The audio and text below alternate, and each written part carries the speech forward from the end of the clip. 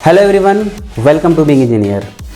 आज हम लोग एयर इंडिया पर केस स्टडी करने वाले हैं और इन सवालों का जवाब ढूंढने की कोशिश करेंगे कि आखिर ऐसी कौन सी मजबूरियां थी जिनके कारण भारत सरकार एयर इंडिया को बेच रही है। तो इस वीडियो पर बने रहें, इस वीडियो को पूरा देखें और हमारे चैनल को सब्सक्राइब करके बेल आइकन को प्रेस जरूर करें। So let us start with the history of Air India.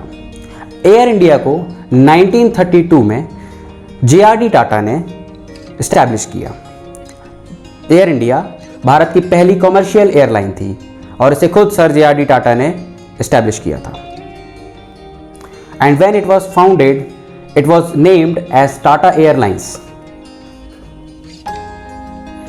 1946 में एयर इंडिया को पब्लिक लिमिटेड कंपनी बना दिया गया और 1947 में इंडिया के इंडिपेंडेंस के बाद में इसे गवर्नमेंट ऑफ इंडिया ने इसमें 49% ऑफ स्टेक को खरीद लिया और 1948 के बाद में सर जे.आर.डी. टाटा को एयर इंडिया का चेयरमैन पद पर नियुक्त किया गया, जो कि 1977 तक जे.आर.डी. टाटा ने इनके चेयरमैन पद पर काम किया। बट उस समय के प्रधानमंत्री श्री मोरारजी देसाई ने 1977 में सर जे.आर.डी. टाटा को चेयरमैन पद से हटा दिया और उस पॉइंट से ही एयर इंडिया का डाउनफॉल स्टार्ट हो गया। सन 2007 तक एयर इंडिया काफ़ी लॉसेस पे चल रही थी, तो उस समय की गवर्नमेंट ने सोचा कि क्यों ना इसका मर्जर दूसरी एयरलाइन कंपनी के साथ कर दिया जाए और इसी के कारण 2007 में एयर इंडिया का मर्जर इंडियन एयरलाइंस के साथ कर दिया गया। और आपको ताज्जुब होगा कि मर्जर के पहले दोनों कंपनीज के कंबाइंड लॉसेस 7.2 बिलियन रुपीस हुआ करते थे, जो कि बाद में मर्जर के बाद $72 बिलियन हो गए। तो ये अपने आप में इस चीज़ को दिखाता है कि कहीं ना कहीं एयर इंडिया का management it was not capable enough to drive the company. वो चला नहीं पा रहा था सही से कंपनी को और कहीं ना कहीं इनकी ऐसी पॉलिसीज़ बहुत सारी थी कि जो कि सही नहीं थी, जो कि कंपनी को लॉसेस पे लेकर के जा रही थी। 2013 में उस समय के civil aviation minister mister Ajit Singh ने यह निर्णय किया कि अब एयर इंडिया का प्राइवेटाइजेशन होना चाहिए, क्योंकि वो कंपनी ऑलरेडी बहुत लॉसेस पे थी। एस्टिमेट के हिसाब से वो कंपनी हर महीने 200 करोड़ का लॉस झेल रही थी और ऐसे में उस कंपनी को चला पाना सरकार के लिए काफ़ी मुश्किल हो गया था, क्योंकि अल्टीमेटली वो कंपनी सरकारी कंपनी बन चुकी थी और उसकी जो वर्किंग फंक्शनैलिटी भी थी वो सरकारी हो चुकी थी। और फाइनली 2017 में गवर्नमेंट ऑफ इंडिया ने इसके प्राइवेटाइजेशन को अप्रूव कर दिया और 2018 में एक्सप्रेशन ऑफ इंटरेस्ट इशू किया कि जिस भी कंपनी को एयर इंडिया को खरीदना है वो आके अपना इंटरेस्ट शो कर सकता है। तो इसके साथ ही उस समय गवर्नमेंट ऑफ इंडिया ने जब 2018 में एक्सप्रेशन ऑफ इंटरेस्ट को इशू किया, उस समय ये बहुत ताज्जुब की बात है कि एयर इंडिया को कोई बायर नहीं मिला। रीज़न थे 3।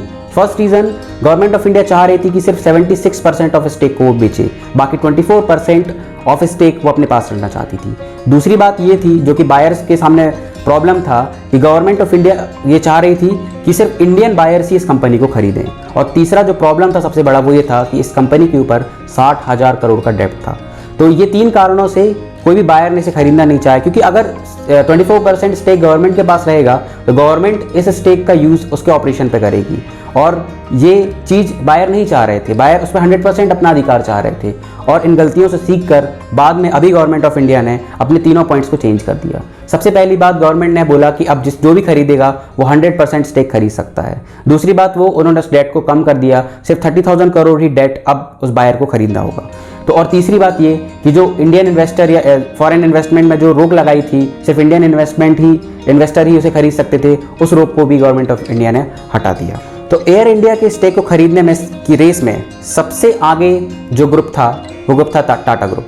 टाटा ग्रुप शुरू से ही चाह रहा था कि ये जो प्राइवेटाइजेशन हो रहा है, इसमें जो एयर इंडिया के स्टेक है वो उन्हीं को मिले। और अभी ये न्यूज़ में भी आ रहा है, बहुत ज़्यादा ये चीज़ आउट हो गई है कि जो बिडिंग हुई थी उसे टाटा ग्रुप ने जीत लिया है।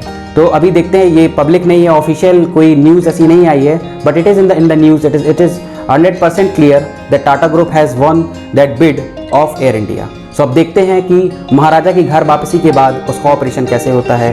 टाटा ग्रुप ये वो ग्रुप है जिसने एयर इंडिया को शेप दिया, एयर इंडिया को इस्टेब्लिश किया। जे.आर.डी. टाटा ने बहुत मेहनत करके इस एयर इंडिया को बनाया था।